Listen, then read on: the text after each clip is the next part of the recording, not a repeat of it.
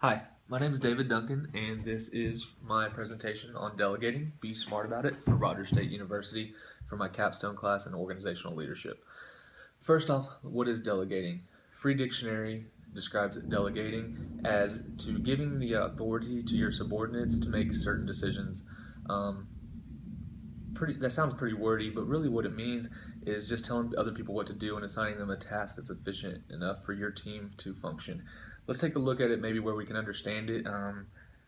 Like a busy house mom. A busy house mom might have to be doing vacuuming, fixing dinner, doing the dishes, making the youngest one go to bed. Certain types of delegating that the mom could do is having, the middle-aged child help the youngest one with the bath, having the oldest one get dinner ready, having the dad check homework before he goes to bed, everything like that. Of course, we're not going to be a busy house mom, but you kind of get the idea. What we're going to be doing is more in the business sense of world. Being a manager, there's different certain things that you're going to have to do and certain things that you're going to have to oversee. And we're going to take a look at which ones you should do and what are more important in some of the delegating that you're going to be taking place. So why do we delegate? The first one's to free up our time.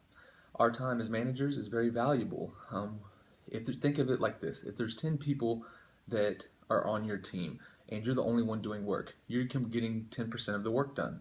Now, if you're the manager and everybody else is doing work but not you, and you're overseeing all the work, 90% of the work is being done, okay? That's a lot better than the 10%. You as a manager have to delegate the work efficiently so that the most work is getting done and that it's efficient for your team.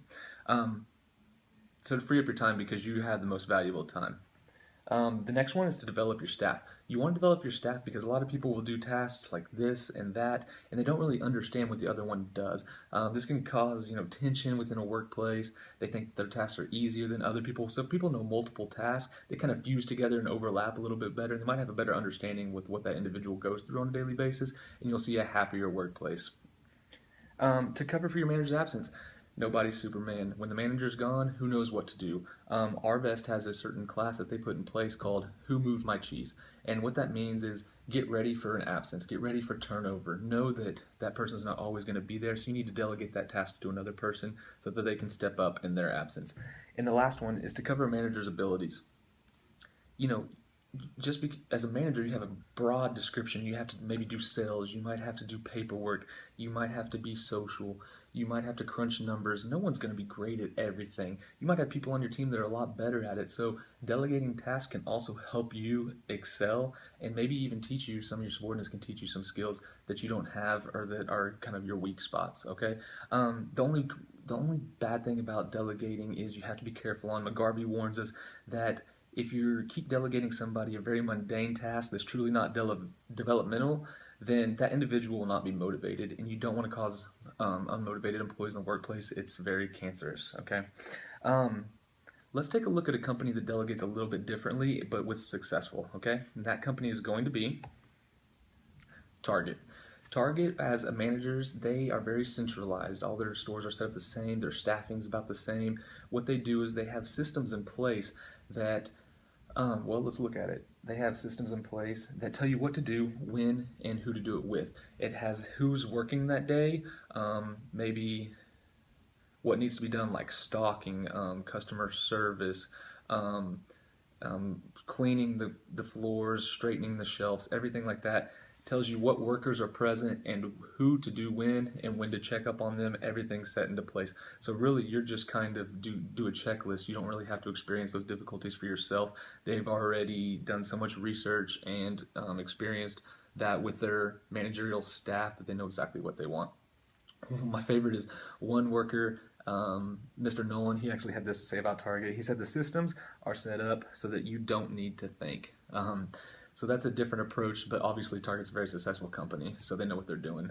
That's a different approach to delegation, is having a very centralized and standard form.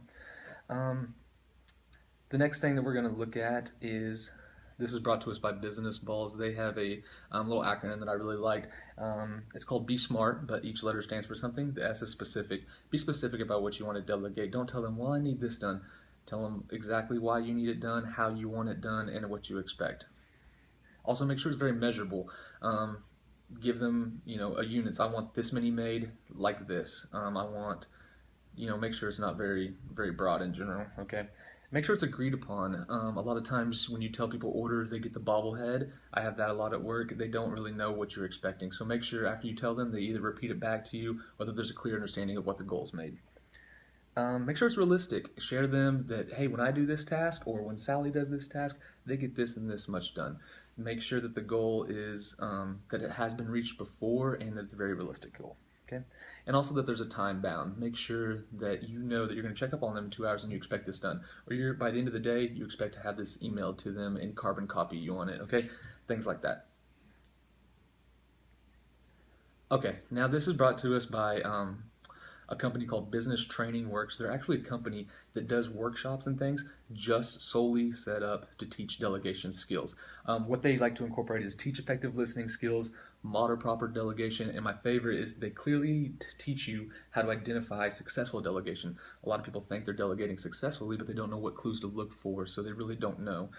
This can kind of check you up and kind of maybe be an epiphany of how you should be delegating and what maybe wrong things you're doing. So this company, there's even a couple Fortune 500 companies that employ this company to come and do half-day workshops, full days, and weekend conferences with their employees. So if you can just imagine the overhead cost that it costs to send supervisors away from their jobs, and then on top of that, the cost of these training workshops are not cheap. That's the importance of delegation in these important companies like the couple Fortune 500 companies that I saw that they put on this, okay? So I'm going to leave you with just the last couple of questions here. One of them is, how much do companies spend on labor? Kiefer tells us that the answer to this question is, generally speaking, effective businesses spends about 20 to 30% on payroll, okay? That's a lot of money. That's the biggest overhead cost. Effective delegators will get the job done with less people, with people working hard, dividing up the work, and things like that. Gallo says to us that when you are constantly check yourself whenever you're monitoring employees. Ask yourself, should I free this person up to do more time? How did they do? Make sure you're tracking your records. With 10 people, it's hard to remember what you delegated who and how they responded. Make sure you're keeping track of that, and that way you know what to delegate with them in the future. And lastly, question I'm going to leave you with is, how can you become a better delegator, and what doors will it open for you? As organized leaders, like this course has taught me, a lot of these courses have taught me, is that we're going to be in the workplace one day, and delegation is a very important tool that we're going to use. And as you can see, what have you learned from this, and how are you going to incorporate this? Constantly be fine-tuning your delegation skills. I believe the best delegation techniques come from a basic understanding. Get with your peers, know what they do, and then practice it and learn from your mistakes. Not everybody's going to be perfect. It's going to be a tool that you're going to see grow and develop, and one day you can hopefully become the best delegator so that you, your employees, and your firm are the best they can be. Thank you for your time, and have a great day.